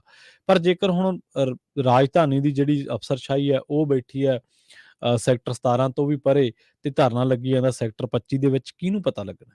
ਇੱਕ ਕੋਨੇ ਤੇ ਕੀਤਾ ਪ੍ਰੋਟੈਸਟ ਕਿਸੇ ਨੂੰ ਦਿਖਣਾ ਵਾ? ਰਾਜਧਾਨੀ ਦਿੱਲੀ ਵੀ ਹੈ। ਦਿੱਲੀ ਦੇ ਵਿੱਚ ਹਾਲੇ ਵੀ ਜੰਤਰ ਮੰਤਰ ਤੇ ਰੋਸ ਮੁਜ਼ਾਹਰੇ ਹੁੰਦੇ ਨੇ। ਜੰਤਰ ਮੰਤਰ ਤੇ ਕਿਸਾਨਾਂ ਨੂੰ ਤਾਂ ਨਹੀਂ ਜਾਣ ਦਿੱਤਾ ਗਿਆ ਸੀ। ਬਾਅਦ ਦੇ ਵਿੱਚ ਇਸੇ ਕਰਕੇ ਸਿੰਘੂ ਤੇ ਟੀਕਰੀ ਦਾ ਮੋਰਚਾ ਲੱਗਿਆ ਸੀ। ਜਦੋਂ ਕਿਸਾਨਾਂ ਨੂੰ ਨਹੀਂ ਜਾਣ ਦਿੱਤਾ ਸੀ ਤਾਂ ਰਸਤੇ ਦੇ ਵਿੱਚ ਹੀ ਜਿੱਥੇ ਰੋਕਿਆ ਗਿਆ ਉੱਥੇ ਕਿਸਾਨ ਬਹਿ ਗਏ ਸੀ ਤੇ ਉੱਥੇ ਸਿੰਘੂ ਆ ਉਹ ਥਾਂ ਤੇ ਟੀਕਰੀ ਆ ਦੂਜੇ ਪਾਸੇ, ਜਿਹੜੇ ਜਿਹੜਾ ਸਰਸੇ ਵਾਲੇ ਪਾਸੋਂ ਜਿੰਨੇ ਵੀ ਕਿਸਾਨ ਆਏ ਸੀ, ਇੱਧਰੋਂ ਸ਼ੰਭੂ ਵਾਲੇ ਜਿਹੜੇ ਆ ਉਹ ਸਿੰਘੂ ਤੇ ਜਾ ਕੇ ਬਹਿ ਗਏ ਸੀ। ਤਾਂ ਪਰ ਹਜੇ ਵੀ ਉੱਥੇ ਬਹਿੰਦੇ ਨੇ। ਪਿਛਲੇ ਦਿਨੀ ਤੁਸੀਂ ਦੇਖਿਆ ਹੋਣਾ ਕੁਸ਼ਤੀ ਵਾਲੀਆਂ ਪਹਿਲਵਾਨ ਕੁੜੀਆਂ ਨੇ ਬਰਜੇਸ਼ ਭੂਸ਼ਣ ਸਿੰਘ, ਜਿਹੜਾ ਕਿ ਕੁਸ਼ਤੀ ਮਹਾਂਸੰਘ ਦਾ ਪ੍ਰਧਾਨ ਆ, ਉਹਦੇ ਵਿਰੁੱਧ ਧਰਨਾ ਲਾਇਆ, ਜੰਤਰ ਮੰਤਰ ਤੇ ਲਾਇਆ। ਪਰ ਇਹ ਪੰਜਾਬੀਆਂ ਨੂੰ ਹੱਕ ਨਹੀਂ ਹੈ ਕਿ ਉਹ ਚੰਡੀਗੜ੍ਹ ਦੇ ਵਿੱਚ ਐਨ ਵਿਚਕਾਰ ਜਾ ਕੇ, ਜਿੱਥੇ ਪਹਿਲਾਂ ਧਰਨੇ ਲੱਗਦੇ ਹੁੰਦੇ ਸੀ ਮਟਕਾ ਚੌਂਕ ਦੇ ਵਿਚਾਲੇ ਜਾ ਕੇ, ਉਹ ਧਰਨਾ ਲਾ ਸਕਣ। ਕਿਸੇ ਵੀ ਪਾਰਟੀ ਨੇ, ਚਾਹੇ ਉਹ ਅਕਾਲੀ ਦਲ ਹੋਵੇ, ਚਾਹੇ ਉਹ ਕਾਂਗਰਸ ਹੋਵੇ, ਚਾਹੇ ਉਹ ਆਮ ਆਦਮੀ ਪਾਰਟੀ ਹੋਵੇ, ਚਾਹੇ ਉਹ ਸ਼੍ਰੋਮਣੀ ਅਕਾਲੀ ਦਲ ਮਾਨ ਹੋਵੇ, ਜੇ ਕੋਈ ਕਿਸੇ ਪਾਰਟੀ ਦਾ ਵਰਕਰ ਸੁਣਦਾ ਤੇ ਉਸ ਪਾਰਟੀ ਦੇ ਵਰਕਰ ਨੇ ਆਪਦੀ ਕਿਸੇ ਵੀ ਪਾਰਟੀ ਨੂੰ ਕਹਿੰਦੇ ਸੁਣਿਆ ਹੋਵੇ ਤਾਂ ਕਿ ਅਸੀਂ ਬਾਈ ਚੰਡੀਗੜ੍ਹ ਦੇ ਵਿੱਚ ਜਿਹੜਾ ਤੁਸੀਂ ਸਾਨੂੰ ਮਟਕਾ ਚੌਂਕ ਤੋਂ ਥਾਂ ਹਟਾ ਕੇ ਇੱਕ ਹੋਟਲ ਦੇ ਕਾਰੋਬਾਰੀ ਦੇ ਥਾਂ ਤੋਂ ਕਹਿਣ ਤੋਂ ਹਟਾ ਕੇ ਤੇ ਸਾਨੂੰ ਤੁਸੀਂ 25 ਦੇ ਵਿੱਚ ਥਾਂ ਦੇ ਰਹੇ ਹੋ ਧਰਨੇ ਮੁਜ਼ਾਹਰੇ ਕਰਨ ਦੀ, ਇਹ ਗਲਤ ਹੈ। ਇੱਕ ਵੀ ਪਾਰਟੀ ਨੇ ਜੇ ਕਿਹਾ ਹੋਵੇ ਤਾਂ ਉਹ ਜਦੋਂ ਮਰਜ਼ੀ ਇਸ ਗੱਲ ਨੂੰ ਗਲਤ ਕਰਾਰ ਦੇ ਸਕਦਾ। ਇਹ ਗੱਲਾਂ ਔਨ ਦੀ ਰਿਕਾਰਡ ਨੇ ਤੇ ਔਨ ਦੀ ਰਿਕਾਰਡ ਹੀ ਮੈਂ ਕਹਿ ਰਿਹਾ ਵਾਂ। ਕਿਸੇ ਵੀ ਪਾਰਟੀ ਨੇ ਇਸ ਗੱਲ ਦਾ ਵਿਰੋਧ ਨਹੀਂ ਕੀਤਾ। ਔਰ ਪਤਾ ਨਹੀਂ ਕਿਉਂ ਜਦੋਂ ਕੋਈ ਚੋਣਾਂ ਹੁੰਦੀਆਂ, ਜਦੋਂ ਕੋਈ ਸਾਡੀ ਧਾਰਮਿਕ ਸਿਰਮੌਰ ਜਥੇਬੰਦੀ ਦੀ ਚੋਣ ਹੋਵੇ, ਉਦੋਂ ਸਾਡੀਆਂ ਪਾਰਟੀਆਂ ਦੇ ਬੰਦੀ ਸਿੰਘ ਯਾਦ ਆ ਜਾਂਦੇ ਆ। ਜਦੋਂ ਕੋਈ ਹੋਰ ਚੋਣਾਂ ਹੋਣ ਉਦੋਂ ਸਾਨੂੰ ਚੰਡੀਗੜ੍ਹ ਯਾਦ ਆ ਜਾਂਦਾ। ਪਰ ਇਸ ਗੱਲ ਦਾ ਕਿਸੇ ਵੀ ਪਾਰਟੀ ਨੇ, ਨਾ ਕਾਂਗਰਸ, ਨਾ ਅਕਾਲੀ ਦਲ, ਨਾ ਆਮ ਆਦਮੀ ਪਾਰਟੀ, ਨਾ ਕਿਸੇ ਵੀ ਹੋਰ ਪਾਰਟੀ ਨੇ, ਇਸ ਤੱਕ ਕਿ ਮੈਨੂੰ ਲੱਗਦਾ ਸ਼ਾਇਦ ਕਾਮਰੇਡਾਂ ਦੀਆਂ ਪਾਰਟੀਆਂ ਨੇ ਵੀ ਇਸ ਗੱਲ ਦਾ ਵਿਰੋਧ ਨਹੀਂ ਸੀ ਕੀਤਾ ਕਿ ਤੁਸੀਂ ਬਈ ਸਾਡੀ ਧਰਨੇ ਦੀ ਥਾਂ ਕਿਉਂ ਬਦਲ ਰਹੇ ਹੋ, ਰਾਜਧਾਨੀ ਸਾਡੀ ਹੈ। ਸਿਧਾਂਤਕ ਤੌਰ ਤੇ ਅਸੂਲਨ ਤੇ ਇਹੀ ਬਣਦਾ ਨਾ ਕਿ ਬੰਦਾ ਰਾਜਧਾਨੀ ਦੇ ਵਿੱਚ ਜਾਵੇ, ਉੱਥੇ ਜਾ ਕੇ ਅਫਸਰਾਂ ਦਾ ਜਲੂਸ ਕੱਢੇ ਧਰਨਾ ਲਾ ਕੇ, ਤੇ ਫਿਰ ਅਫਸਰਸ਼ਾਹੀ ਨੂੰ ਇਹ ਮਹਿਸੂਸ ਹੋਵੇ ਕਿ ਅਸੀਂ ਲੋਕਾਂ ਦੇ ਵਿੱਚੋਂ ਪਾਸੇ ਹੋ ਚੁੱਕੇ ਹਾਂ, ਲੋਕ ਸਾਡੇ ਕੰਮਾਂ ਕਾਰਾਂ, ਸਾਡੇ ਕਾਰ ਵਿਹਾਰ ਤੋਂ ਦੁਖੀ ਨੇ, ਤੇ ਇਸੇ ਕਰਕੇ ਲੋਕ ਸਾਡੇ ਦਰਾਂ ਮੂਹਰੇ ਆ ਕੇ, ਦਫ਼ਤਰਾਂ ਮੂਹਰੇ ਆ ਕੇ ਸਾਨੂੰ ਘੇਰਾ ਪਾਉਂਦੇ ਨੇ। ਤੇ ਜਿਹੜੇ ਰਾਜਧਾਨੀ 'ਚ ਵਸਦੀ ਐਲੀਟ ਕਲਾਸ ਹੈ, ਉਹਨੂੰ ਵੀ ਪਤਾ ਲੱਗਦਾ। ਪਰ ਜੇਕਰ ਹੁਣ ਤੁਸੀਂ ਕੋਨੇ ਦੇ ਵਿੱਚ ਵਿਰਵੇ ਕਰਤਾ, ਹੁਣ ਤੁਸੀਂ ਕੋਨੇ ਦੇ ਵਿੱਚ ਵੀ ਨਹੀਂ ਜਾਣ ਦੇ ਰਹੇ, ਹੁਣ ਤੁਸੀਂ ਕਹਿੰਦੇ ਟਿੱਪਰ ਲਾ ਤੇ ਤੁਸੀਂ ਚੰਡੀਗੜ੍ਹ ਦੇ ਵਿੱਚ ਵੜ ਹੀ ਨਹੀਂ ਸਕਦੇ। ਸੋ ਇਹ ਪੰਜਾਬੀਆਂ ਦੇ ਨਾਲ ਇੱਕ ਧੱਕਾ ਵਾ, ਪਰ ਇਹ ਹੈ ਕਿ ਜਿਹੜਾ ਮੋਰਚਾ ਮੋਹਾਲੀ ਦਾ ਉਹ ਜਾਰੀ ਹੈ। ਇਹ ਜਾਣਕਾਰੀ ਤੁਹਾਡੇ ਨਾਲ ਤਾਂ ਸਾਂਝੀ ਕਰਨੀ ਬਣਦੀ ਸੀ ਕਿਉਂਕਿ ਅਸੀਂ ਪਹਿਲਾਂ ਰਾਜਧਾਨੀ ਦੇ ਹੱਕ ਤੋਂ ਵਿਰਵੇ ਕੀਤੇ ਗਏ। ਹੌਲੀ-ਹੌਲੀ ਅਸੀਂ ਰਾਜਧਾਨੀ ਦੇ ਵਿੱਚ ਵੜਨ ਤੋਂ ਵਿਰਵੇ ਹੋ ਗਏ, ਪਰ ਸਾਡੀਆਂ ਜਿਹੜੀਆਂ ਸਿਆਸੀ ਤਨਜ਼ੀਮਾਂ ਸੀ, ਉਹਨਾਂ ਨੇ ਇਸ ਗੱਲ ਦੇ ਵੱਲ ਗੌਰ ਨਹੀਂ ਕੀਤਾ। ਗੱਲ ਬਚਪਨ ਦੀ ਕੀਤੀ ਸੀਗੀ ਤੇ ਪੰਜਾਬ ਦੀਆਂ 11 ਜੇਲ੍ਹਾਂ ਦੇ ਵਿੱਚ ਇਸ ਵੇਲੇ 46 ਮਾਸੂਮ ਬੱਚੇ ਨੇ ਜਿਹੜੇ ਆਪਣੇ ਮਾਵਾਂ ਦੇ ਨਾਲ ਰਹਿ ਰਹੇ ਨੇ। ਇਹਨਾਂ ਨੇ ਕੋਈ ਅਪਰਾਧ ਨਹੀਂ ਕੀਤਾ, ਕੋਈ ਜ਼ੁਲਮ ਨਹੀਂ ਕੀਤਾ, ਪਰ ਆਪਣੇ ਬਚਪਨ ਦੇ ਦਿਨ ਜੇਲ੍ਹਾਂ ਦੇ ਵਿੱਚ ਗੁਜ਼ਾਰਨੇ ਪੈ ਰਹੇ ਨੇ ਇਹਨਾਂ ਨੂੰ। ਪਤਾ ਲੱਗਿਆ ਹੈ ਕਿ ਫਰੀਦਕੋਟ ਦੀ ਕੇਂਦਰੀ ਮਾਡਰਨ ਜੇਲ੍ਹ ਦੇ ਵਿੱਚ 2 ਬੱਚੇ ਨੇ ਜਿਨ੍ਹਾਂ ਦੀ ਉਮਰ 6 ਸਾਲ ਤੋਂ ਲੈ ਕੇ ਘੱਟ ਹੈ। ਪੁਲਿਸ ਨੇ ਇਹਨਾਂ ਬੱਚਿਆਂ ਦੀਆਂ ਮਾਵਾਂ ਨੂੰ ਅਪਰਾਧਿਕ ਮਾਮਲਿਆਂ ਦੇ ਵਿੱਚ ਗ੍ਰਿਫਤਾਰ ਕੀਤਾ ਸੀ। ਬੱਚੇ ਛੋਟੇ ਹੋਣ ਕਰਕੇ ਘਰ ਦੇ ਵਿੱਚ ਕੋਈ ਹੋਰ ਦੇਖਭਾਲ ਨਾ ਹੋਣ ਵਾਲਾ, ਇਸ ਕਰਕੇ ਜੇਲ੍ਹ ਗਈਆਂ ਮਾਵਾਂ ਨੂੰ ਆਪਣੇ ਬੱਚੇ ਵੀ ਜੇਲ੍ਹ ਦੇ ਵਿੱਚ ਹੀ ਰੱਖਣੇ ਪੈ ਰਹੇ ਨੇ। ਫਿਰੋਜ਼ਪੁਰ ਦੀ ਕੇਂਦਰੀ ਜੇਲ੍ਹ ਦੇ ਵਿੱਚ 5 ਬੱਚੇ ਰਹਿ ਰਹੇ ਨੇ। ਲੁਧਿਆਣਾ ਦੇ ਵਿੱਚ ਪੰਜਾਬ ਸਰਕਾਰ ਵੱਲੋਂ ਸਿਰਫ ਔਰਤਾਂ ਦੇ ਲਈ ਬਣਾਈ ਗਈ ਜੇਲ੍ਹ ਦੇ ਵਿੱਚ 8 ਬੱਚੇ ਨੇ। ਕੇਂਦਰੀ ਜੇਲ੍ਹ ਅੰਮ੍ਰਿਤਸਰ ਦੇ ਵਿੱਚ ਵੀ 8 ਬੱਚਿਆਂ ਦੀ ਸ਼ਨਾਖਤ ਹੋਈ ਹੈ, ਜਿਨ੍ਹਾਂ ਦੀ ਉਮਰ 3 ਤੋਂ 5 ਸਾਲ ਦੀ ਹੈ ਤੇ ਉਹ ਪਿਛਲੇ 1 ਸਾਲ ਤੋਂ ਆਪਣੀਆਂ ਮਾਵਾਂ ਦੇ ਨਾਲ ਜੇਲ੍ਹ ਦੀਆਂ ਬੈਰਕਾਂ ਦੇ ਵਿੱਚ ਜ਼ਿੰਦਗੀ ਗੁਜ਼ਾਰ ਰਹੇ ਨੇ। ਕੇਂਦਰੀ ਜੇਲ੍ਹ ਬਠਿੰਡਾ ਦੇ ਵਿੱਚ ਵੀ 5 ਬੱਚੇ ਇਹੋ ਜਿਹੇ ਨੇ। ਜੇਲ੍ਹ ਵਿਭਾਗ ਦੇ ਏਡੀਜੀਪੀ ਵੱਲੋਂ ਮੁਹੱਈਆ ਕਰਵਾਈ ਗਈ ਜਾਣਕਾਰੀ ਦੇ ਆਧਾਰ ਤੇ ਸੰਗਰੂਰ ਜੇਲ੍ਹ ਦੇ ਵਿੱਚ ਵੀ 4 ਬੱਚੇ ਨੇ। ਇਸ ਤੋਂ ਇਲਾਵਾ ਕਪੂਰਥਲਾ, ਹੁਸ਼ਿਆਰਪੁਰ ਤੇ ਗੁਰਦਾਸਪੁਰ ਜੇਲ੍ਹਾਂ ਦੇ ਵਿੱਚ ਵੀ ਨਾਬਾਲਗ ਬੱਚੇ ਨੇ। ਪਿਛਲੇ 18 ਮਹੀਨਿਆਂ ਦੇ ਦੌਰਾਨ 7 ਬੱਚਿਆਂ ਦੀ ਜੇਲ੍ਹ ਦੇ ਵਿੱਚੋਂ ਰਿਹਾਈ ਹੋਈ ਹੈ ਕਿਉਂਕਿ ਅਦਾਲਤ ਨੇ ਉਹਨਾਂ ਦੀਆਂ ਮਾਵਾਂ ਨੂੰ ਜ਼ਮਾਨਤ ਤੇ ਰਿਹਾ ਕਰ ਦਿੱਤਾ ਹੈ। ਜੇਲ੍ਹ ਵਿਭਾਗ ਪੰਜਾਬ ਨੇ ਆਪਣੇ ਪੱਤਰ ਦੇ ਵਿੱਚ ਕਿਹਾ ਹੈ ਕਿ ਫਰੀਦਕੋਟ ਜੇਲ੍ਹ ਦੇ ਵਿੱਚ ਰੱਖੇ ਗਏ ਬੱਚਿਆਂ ਦੀ ਸਿਹਤ ਬਿਲਕੁਲ ਠੀਕ ਆ ਤੇ ਉਹਨਾਂ ਨੂੰ ਜੇਲ੍ਹ ਦੇ ਅੰਦਰ ਵੀ ਸਮਾਜਿਕ ਮਾਹੌਲ ਦੇਣ ਦੀ ਕੋਸ਼ਿਸ਼ ਕੀਤੀ ਜਾ ਰਹੀ ਹੈ। ਐਡਵੋਕੇਟ ਆਸ਼ੂ ਕੁਮਾਰ ਮਿੱਤਲ ਨੇ ਦੱਸਿਆ ਕਿ ਜੁਵੇਨਾਈਲ ਜਸਟਿਸ ਐਕਟ ਦੇ ਤਹਿਤ 18 ਸਾਲ ਤੋਂ ਘੱਟ ਕਿਸੇ ਵੀ ਬੱਚੇ ਨੂੰ ਜੇਲ੍ਹ ਦੇ ਵਿੱਚ ਰੱਖਿਆ ਨਹੀਂ ਜਾ ਸਕਦਾ ਤੇ ਇਹਨਾਂ ਬੱਚਿਆਂ ਦੇ ਲਈ ਵਿਸ਼ੇਸ਼ ਤੌਰ ਤੇ ਆਬਜ਼ਰਵੇਸ਼ਨ ਹੋਮ ਬਣਾਉਣੇ ਲਾਜ਼ਮੀ ਨੇ। ਫਰੀਦਕੋਟ ਦੇ ਵਿੱਚ ਵੀ ਨਾਬਾਲਗ ਅਤੇ ਛੋਟੇ ਬੱਚਿਆਂ ਦੇ ਲਈ ਆਬਜ਼ਰਵੇਸ਼ਨ ਹੋਮ ਸਥਾਪਿਤ ਕੀਤਾ ਗਿਆ। ਬਾਰ ਐਸੋਸੀਏਸ਼ਨ ਦੇ ਮੈਂਬਰ ਗੁਰਤਾਜ ਸੰਧੂ ਨੇ ਕਿਹਾ ਹੈ ਕਿ ਭਾਰਤੀ ਕਾਨੂੰਨ ਦੇ ਤਹਿਤ 7 ਸਾਲ ਤੋਂ ਘੱਟ ਉਮਰ ਦੇ ਬੱਚੇ ਦੇ ਖਿਲਾਫ ਕੋਈ ਵੀ ਅਪਰਾਧਿਕ ਮਾਮਲਾ ਦਰਜ ਨਹੀਂ ਹੋ ਸਕਦਾ। ਇਸ ਲਈ ਜੇਲ੍ਹਾਂ ਦੇ ਵਿੱਚ ਆਪਣੀਆਂ ਮਾਵਾਂ ਦੇ ਨਾਲ ਰਹਿ ਰਹੇ 46 ਬੱਚਿਆਂ ਦੀ ਸਾਂਭ ਸੰਭਾਲ ਦੇ ਲਈ ਹੋਰ ਲੋੜੀਂਦੇ ਪ੍ਰਬੰਧ ਹੋਣੇ ਚਾਹੀਦੇ ਨੇ ਕਿਉਂਕਿ ਜੇਲ੍ਹ ਦੇ ਵਿੱਚ ਪਲਣ ਵਾਲੇ ਬੱਚੇ ਇੱਕ ਤਰ੍ਹਾਂ ਦੇ ਨਾਲ ਸਮਾਜ ਦੇ ਨਾਲੋਂ ਕੱਟੇ ਜਾਂਦੇ ਨੇ। ਸੋ ਬਿਲਕੁਲ ਇੱਥੇ ਵੀ ਇਹ ਗੱਲ ਹੈ ਕਿ ਜਿਹੜਾ ਇਹ ਵੀ ਯਕੀਨੀ ਬਣਾਇਆ ਜਾਣਾ ਚਾਹੀਦਾ ਹੈ ਕਿ ਜਿਹੜੇ ਬੱਚੇ ਆਪਣੀਆਂ ਮਾਵਾਂ ਦੇ ਨਾਲ ਜੇਲ੍ਹਾਂ ਦੇ ਵਿੱਚ ਰਹਿੰਦੇ ਨੇ, ਉਹਨਾਂ ਦੀ ਰੱਖਣ ਦੀ ਵਿਧੀ ਦੇ ਵਿੱਚ ਕੋਈ ਸੋਧ ਕੀਤੀ ਜਾਵੇ। ਸੋ ਹੁਣ ਇਹ ਮਾਮਲਾ ਜਦੋਂ ਤੋਂ ਸਾਹਮਣੇ ਆਇਆ ਤੇ ਜਿਹੜੀਆਂ ਸਮਾਜਿਕ ਕਾਰਕੁਨ ਨੇ ਜਾਂ ਸਮਾਜਿਕ ਜਥੇਬੰਦੀਆਂ ਨੇ, ਉਹਨਾਂ ਨੇ ਕਿਹਾ ਕਿ ਜਿਹੜੇ ਇਹ 7 ਸਾਲ ਤੋਂ ਘੱਟ ਉਮਰ ਦੇ ਬੱਚੇ ਆ, ਇਹਨਾਂ ਨੂੰ ਵੱਡੇ ਅਪਰਾਧੀਆਂ ਦੇ ਨਾਲ ਰੱਖਣਾ ਵੀ ਬੇਹੱਦ ਚਿੰਤਾ ਦਾ ਵਿਸ਼ਾ ਹੈ। ਸਰਕਾਰ ਨੂੰ ਇਸ ਬਾਬਤ ਜਲਦ ਬਦਲਵੇਂ ਪ੍ਰਬੰਧ ਜਿਹੜੇ ਆ ਉਹ ਕਰਨੇ ਚਾਹੀਦੇ ਨੇ। ਬਿਲਕੁਲ ਇਹੋ ਜਿਹਾ ਜਿਹੜਾ ਇਹ ਇਸੇ ਕਰਕੇ ਨਹੀਂ ਆਪਾਂ ਕਹਿ ਰਹੇ ਕਿ ਹੁਣ ਆਮ ਆਦਮੀ ਪਾਰਟੀ ਦੀ ਸਰਕਾਰ ਹੈ, ਇਹ ਵਿਵਸਥਾ ਦੇ ਵਿੱਚ ਹੀ ਹੋਣਾ ਚਾਹੀਦਾ। ਇਹ ਕੇਂਦਰ ਪੱਧਰ ਤੇ ਵੀ ਜੇਕਰ ਇਹ ਤਾਂ ਪੰਜਾਬ ਦੀ ਤਰਾਸਦੀ ਹੈ, ਦੇਸ਼ ਦੇ ਵਿੱਚ ਕਿੰਨੀਆਂ ਹੀ ਜੇਲ੍ਹਾਂ ਨੇ, ਕਿੰਨੀਆਂ ਹੀ ਬੀਬੀਆਂ ਕ੍ਰਾਈਮ ਦੇ ਵੱਖ-ਵੱਖ ਕੇਸਾਂ ਦੇ ਵਿੱਚ ਜੁਰਮਾਂ ਤਹਿਤ ਜੇਲ੍ਹਾਂ ਦੇ ਵਿੱਚ ਬੰਦ ਨੇ, ਕਿੰਨੇ ਹੀ ਬੱਚੇ ਹੋਰ ਹੋਣਗੇ। ਸੋ ਅ, ਇੱਕ ਗੱਲ ਜ਼ਰੂਰ ਹੈ ਕਿ ਜਦੋਂ ਬੰਦੀ ਸਿੰਘਾਂ ਦੀ ਰਿਹਾਈ ਦਾ ਮੁੱਦਾ ਚੁੱਕਿਆ ਜਾਂਦਾ ਹੈ, ਉਦੋਂ ਕੋਈ ਨਾ ਕੋਈ ਇਹੋ ਜਿਹੀ ਮਨੁੱਖਤਾਵਾਦੀ ਪਹਿਲ ਜ਼ਰੂਰ ਹੁੰਦੀ ਹੈ ਸਮਾਜਿਕ ਪੱਧਰ ਤੇ ਜਿਹਨੂੰ ਕਦੇ ਛੂਹਿਆ ਵੀ ਨਹੀਂ ਗਿਆ ਹੁੰਦਾ। ਪਰ ਇਹ ਸਾਡੀ ਤਰਾਸਦੀ ਕਹਿ ਲਓ ਕਿ ਬੰਦੀ ਸਿੰਘਾਂ ਦੀ ਰਿਹਾਈ ਹਲੇ ਵੀ ਜਿਹੜੀ ਆ ਉਹ ਰਿਹਾਈ ਨਹੀਂ ਹੋ ਸਕੀ, ਯਕੀਨੀ ਨਹੀਂ ਬਣ ਸਕੀ। ਹਾਲਾਂਕਿ ਭਾਈ ਗੁਰਦੀਪ ਸਿੰਘ ਖੇੜਾ ਜੀ ਆਏ ਨੇ 2 ਮਹੀਨਿਆਂ ਦੀ ਪੈਰੋਲ ਤੇ, ਪਰ ਫਿਰ ਵੀ ਬਹੁਤ ਕੁਛ ਹੋਰ ਕਰਨਾ ਬਾਕੀ ਹੈ। ਜੁਰਮ ਕਿਸੇ ਤੋਂ ਹੋ ਗਿਆ, ਕ੍ਰਾਈਮ ਕਿਸੇ ਤੋਂ ਹੋ ਗਿਆ, ਬੱਚੇ ਦੇ ਮਾਂ ਤੋਂ ਹੋ ਗਿਆ, ਪਿਓ ਤੋਂ ਹੋ ਗਿਆ ਤੇ ਇਹਦੇ ਵਿੱਚ ਉਹ ਥੋੜ੍ਹਾ ਹਿੱਸੇਦਾਰ ਹੈ। ਉਹਦਾ ਜਿਹੜਾ ਕਸੂਰ ਸਿਰਫ ਇੰਨਾ ਹੀ ਹੈ ਕਿ ਉਹਨਾਂ ਨੇ ਉਸ ਬੱਚੇ ਦਾ ਜਨਮ ਉਸ ਘਰੇ ਹੋਇਆ, ਜਿਸ ਘਰ ਦਾ ਕੋਈ ਜੀਅ, ਉਹਦਾ ਮਾਂ ਜਾਂ ਉਹਦਾ ਪਿਓ ਕਿਸੇ ਜੁਰਮ ਦੇ ਵਿੱਚ ਹਿੱਸੇਦਾਰ ਹੈ। ਤੇ ਫਿਰ ਜੇ ਜੁਰਮ ਜਿਹਨੇ ਕੀਤਾ ਉਹਨੂੰ ਸਜ਼ਾ ਹੋਣੀ ਚਾਹੀਦੀ ਹੈ, ਬੱਚੇ ਦਾ ਤਾਂ ਕੋਈ ਕਸੂਰ ਨਹੀਂ ਨਾ। ਸੋ ਇਹ ਵਿਵਸਥਾ ਹੋਣੀ ਚਾਹੀਦੀ ਹੈ, ਜੇਕਰ ਕੋਈ ਬੀਬੀ, ਕੋਈ ਬੰਦਾ ਜਿਹਦੇ ਨਾਲ ਜਿਹੜਾ ਕੋਈ ਗਾਰਡੀਅਨ ਹੈ ਛੋਟੇ ਬੱਚੇ ਦਾ, ਤੇ ਉਹ ਸਜ਼ਾ ਯਾਫਤਾ ਹੈ ਜਾਂ ਕੋਈ ਹੋਰ ਹੈ, ਤਾਂ ਜ਼ਮਾਨਤ ਦੇ ਵਿੱਚ ਵੀ ਸੋਧਾਂ ਹੋ ਸਕਦੀਆਂ। ਤੇ ਜੇਕਰ ਕੋਈ ਸਜ਼ਾ ਯਾਫਤਾ ਹੈ, ਤਾਂ ਫਿਰ ਜੇਕਰ ਬੱਚਾ ਨਾਲ ਰੱਖਣਾ ਜੇਲ੍ਹ ਦੇ ਵਿੱਚ ਉਹਦੀ ਮਜਬੂਰੀ ਹੈ, ਤਾਂ ਫਿਰ ਇਸ ਤਰ੍ਹਾਂ ਦੇ ਵਸੀਲੇ, ਹੀਲੇ ਵਸੀਲੇ ਇਸ ਸਿਸਟਮ ਨੂੰ, ਇਸ ਸਰਕਾਰਾਂ ਨੂੰ ਕੇਂਦਰ ਪੱਧਰ ਤੇ, ਸਟੇਟ ਪੱਧਰ ਤੇ, ਸੂਬਾ ਪੱਧਰ ਤੇ ਹੋਣੇ ਚਾਹੀਦੇ ਆ, ਜਿਹਦੇ ਨਾਲ ਬੱਚਿਆਂ ਨੂੰ ਅੰਦਰ ਸਮਾਜ ਵਰਗਾ ਮਾਹੌਲ ਮਿਲੇ। ਘੱਟੋ ਘੱਟ ਜੇ ਉਹ ਦਿਨ ਸਮੇਂ ਇਹੋ ਜਿਹਾ ਪ੍ਰਬੰਧ ਕੀਤਾ ਜਾ ਸਕੇ ਕਿ ਜੇਲ੍ਹ ਦੇ ਨੇੜੇ ਕੋਈ ਸਕੂਲ ਸਥਾਪਿਤ ਕੀਤਾ ਜਾ ਸਕੇ, ਜਾਂ ਕੋਈ ਛੋਟੇ ਬੱਚਿਆਂ ਦੇ ਲਈ ਕੋਈ ਇਹੋ ਜਿਹਾ ਪਾਰਕ ਜਾਂ ਕੁਛ ਇੱਦਾਂ ਦਾ ਸਥਾਪਿਤ ਕੀਤਾ ਜਾ ਸਕੇ, ਜਿੱਥੇ ਉਹਨਾਂ ਦਾ ਸਮਾਜ ਦੇ ਨਾਲ ਵਾਹ ਪੈਂਦਾ ਰਹੇ। ਕਿਉਂਕਿ ਸਮਾਜ ਨਾਲੋਂ ਜੇਲ੍ਹ ਦਾ ਤਾਂ ਮਤਲਬ ਇਹ ਹੈ ਨਾ ਕਿ ਸਮਾਜ ਨਾਲੋਂ ਕੱਟੇ ਜਾਣਾ, ਇੱਕ ਚਾਰ ਦੀਵਾਰੀ ਦੇ ਅੰਦਰ ਮਹਿਦੂਦ ਹੋ ਕੇ ਰਹਿ ਜਾਣਾ। ਸੋ ਇਹ ਜਿਹੜਾ ਪ੍ਰਬੰਧ ਹੈ ਹੋਣਾ ਚਾਹੀਦਾ, ਔਰ ਇਹਨਾਂ ਚੀਜ਼ਾਂ ਦਾ ਬੱਚੇ ਦਾ ਜਿਹੜਾ ਸਰਬਪੱਖੀ ਵਿਕਾਸ ਆ, ਉਹਦਾ ਮਾਨਸਿਕ ਵਿਕਾਸ, ਉਹਦਾ ਸਰੀਰਕ ਵਿਕਾਸ ਹੈ, ਉਹਦੇ ਤੇ ਬੜਾ ਅਸਰ ਪੈਂਦਾ। ਜੇਲ੍ਹ ਦੇ ਵਿੱਚ ਅਪਰਾਧੀ ਕਿਸਮ ਦੇ ਲੋਕਾਂ ਨਾਲ ਰਹਿੰਦੇ ਰਹਿੰਦੇ ਬੱਚੇ ਦੀ ਸਾਈਕੀ, ਬੱਚੇ ਦੀ ਮਾਨਸਿਕਤਾ ਐਸੀ ਵੀ ਤਾਂ ਹੋ ਸਕਦੀ ਹੈ ਨਾ ਕਿ ਕੀ ਹੋਗਾ ਜੇ ਇਹਨਾਂ ਨੇ ਕ੍ਰਾਈਮ ਕੀਤਾ ਤਾਂ ਜੇਲ੍ਹ ਦੇ ਵਿੱਚ ਬੰਦ ਨੇ, ਕੱਲ੍ਹ ਨੂੰ ਮੈਂ ਕੁਛ ਕਰੂੰਗਾ, ਮੈਂ 2 ਸਾਲ ਲਾ ਜੂੰਗਾ, ਇਹ ਵੀ ਤਾਂ ਗੱਲਾਂ ਉਹਦੇ ਮਨ ਦੇ ਵਿੱਚ ਆ ਸਕਦੀਆਂ ਨੇ। ਸੋ ਬੱਚਾ ਇੱਕ ਐਸੀ ਸਲੇਟ ਹੈ, ਇੱਕ ਐਸਾ ਵਰਕ ਹੈ, ਕੋਰਾ ਕਾਗਜ਼ ਹੈ, ਜਿਹਤੇ ਤੁਸੀਂ ਜੋ ਲਿਖੋਗੇ ਉਹੀ ਪੜ੍ਹੋਗੇ। ਸੋ ਆਪਾਂ ਅਗਲੀ ਖਬਰ ਦੇ ਵੱਲ ਵਧੀਏ ਤੇ ਗੱਲ ਕਰੀਏ ਭਾਰਤੀ ਕਿਸਾਨ ਯੂਨੀਅਨ ਏਕਤਾ ਉਗਰਾਹਾਂ ਦੀ। ਇਹਨਾਂ ਵੱਲੋਂ ਹੁਣ ਸਜ਼ਾਵਾਂ ਪੂਰੀਆਂ ਕਰ ਚੁੱਕੇ ਕੈਦੀਆਂ ਦੀ ਤੁਰੰਤ ਬਿਨਾਂ ਸ਼ਰਤ ਰਿਹਾਈ ਖਾਤਰ ਜ਼ਿਲ੍ਹਾ ਕੇਂਦਰਾਂ ਤੇ ਧਰਨੇ ਦਿੱਤੇ ਗਏ। ਜਥੇਬੰਦੀ ਦੇ ਪ੍ਰਧਾਨ ਜੋਗਿੰਦਰ ਸਿੰਘ ਉਗਰਾਹਾਂ ਅਤੇ ਜਨਰਲ ਸਕੱਤਰ ਸੁਖਦੇਵ ਸਿੰਘ ਕੋਕਰੀ ਕਲਾਂ ਨੇ ਦੱਸਿਆ ਕਿ ਪੰਜਾਬ ਸਮੇਤ ਦੇਸ਼ ਭਰ ਦੀਆਂ ਜੇਲ੍ਹਾਂ ਦੇ ਵਿੱਚ ਸਜ਼ਾਵਾਂ ਪੂਰੀਆਂ ਕਰ ਚੁੱਕੇ ਕੈਦੀਆਂ ਨੂੰ ਰਿਹਾ ਨਾ ਕਰਕੇ ਕੇਂਦਰੀ ਤੇ ਸੂਬਾ ਸਰਕਾਰਾਂ ਵੱਲੋਂ ਮਨੁੱਖੀ ਅਧਿਕਾਰਾਂ ਦਾ ਘਾਣ ਕੀਤਾ ਜਾ ਰਿਹਾ। ਉਹਨਾਂ ਨੇ ਕਿਹਾ ਕਿ ਇਹਨਾਂ ਕੈਦੀਆਂ ਦੇ ਵਿੱਚ ਕੁਝ ਖਾਲਿਸਤਾਨ ਦੇ ਸਮਰਥਕ ਵੀ ਨੇ, ਦਲਿਤ ਵੀ ਨੇ, ਆਦੀਵਾਸੀ ਵੀ ਨੇ, ਮੁਸਲਮਾਨ ਵੀ ਨੇ ਤੇ ਸਮਾਜ ਦੇ ਹੋਰ ਦੱਬੇ ਕੁਚਲੇ ਲੋਕ ਵੀ ਕੈਦ ਦੇ ਵਿੱਚ ਨੇ। ਉਹਨਾਂ ਨੇ ਦੱਸਿਆ ਕਿ ਹੁਣ ਇਹ ਧਰਨੇ ਪੰਜਾਬ ਦੇ 18 ਜ਼ਿਲ੍ਹਿਆਂ ਦੇ ਵਿੱਚ ਜਥੇਬੰਦੀ ਦੇ ਦਿੱਤੇ ਸਮੇਂ ਦੇ ਮੁਤਾਬਕ ਸ਼ੁਰੂ ਹੋ ਗਏ ਨੇ, ਤੇ ਇਸੇ ਦੇ ਤਹਿਤ ਭਾਰਤੀ ਕਿਸਾਨ ਯੂਨੀਅਨ ਏਕਤਾ ਉਗਰਾਹਾਂ ਵੱਲੋਂ ਪਟਿਆਲਾ ਦੇ ਵਿੱਚ ਜ਼ਿਲ੍ਹਾ ਹੈੱਡਕੁਆਰਟਰ ਤੇ ਧਰਨਾ ਦੇ ਕੇ ਬੰਦੀ ਕੈਦੀਆਂ ਦੀ ਰਿਹਾਈ ਦੇ ਲਈ ਰਾਸ਼ਟਰਪਤੀ ਦੇ ਨਾਮ ਤੇ ਮੰਗ ਪੱਤਰ ਵੀ ਦਿੱਤਾ। ਸੋ ਉਧਰ ਬਠਿੰਡੇ ਦੇ ਵਿੱਚ ਵੀ ਇਹ ਧਰਨਾ ਹੋਇਆ, ਤੇ 18 ਘੱਟੋ ਘੱਟ 18 ਥਾਵਾਂ ਤੇ ਭਾਰਤੀ ਕਿਸਾਨ ਯੂਨੀਅਨ ਏਕਤਾ ਉਗਰਾਹਾਂ ਦੇ ਜਿੰਨੇ ਵੀ ਸੰਘਰਸ਼ੀ ਲੋਕ ਨੇ, ਇਸ ਜਥੇਬੰਦੀ ਦੇ ਨਾਲ ਜੁੜੇ ਨੇ, ਉਹਨਾਂ ਨੇ ਇਹਨਾਂ ਧਰਨਿਆਂ ਦੇ ਵਿੱਚ ਵੱਧ ਚੜ੍ਹ ਕੇ ਹਿੱਸੇਦਾਰੀ ਪਾਈ ਹੈ। ਬੇਸ਼ੱਕ ਉਗਰਾਹਾਂ ਜਥੇਬੰਦੀ ਸਿਧਾਂਤਕ ਤੌਰ ਤੇ ਉਹਨਾਂ ਦਾ ਜਿਹੜਾ ਵਖਰੇਵਾਂ ਉਹ ਸਿੱਖ ਆਈਡੀਓਲੋਜੀ ਤੋਂ ਥੋੜ੍ਹੇ ਵੱਖਰੇ ਨੇ, ਉਹ ਖੱਬੇ ਪੱਖੀ ਆਈਡੀਓਲੋਜੀ ਨੂੰ ਅਪਣਾਏ ਹੋਏ ਨੇ। ਪਰ ਤੁਹਾਨੂੰ ਯਾਦ ਹੋਣਾ ਟੀਕਰੀ ਤੇ ਵੀ ਇੱਕ ਵਾਰੀ ਜਿਹੜੇ ਲੋਕ ਜੇਲ੍ਹਾਂ ਦੇ ਵਿੱਚ ਬੰਦ ਨੇ ਉਹਨਾਂ ਦੀ ਰਿਹਾਈ ਦਾ ਯਤਨ ਕੀਤਾ ਗਿਆ ਸੀ, ਤੇ ਉਹਦੇ ਵਿੱਚ ਬੰਦੀ ਸਿੰਘਾਂ ਦੀ ਫੋਟੋ ਨਹੀਂ ਸੀ, ਤੇ ਉਹਦੇ ਵਿੱਚ ਵੀ ਫਿਰ ਜਥੇਬੰਦੀ ਨੂੰ ਕਾਫੀ ਆਲੋਚਨਾ ਦਾ ਸਾਹਮਣਾ ਕਰਨਾ ਪਿਆ ਸੀ।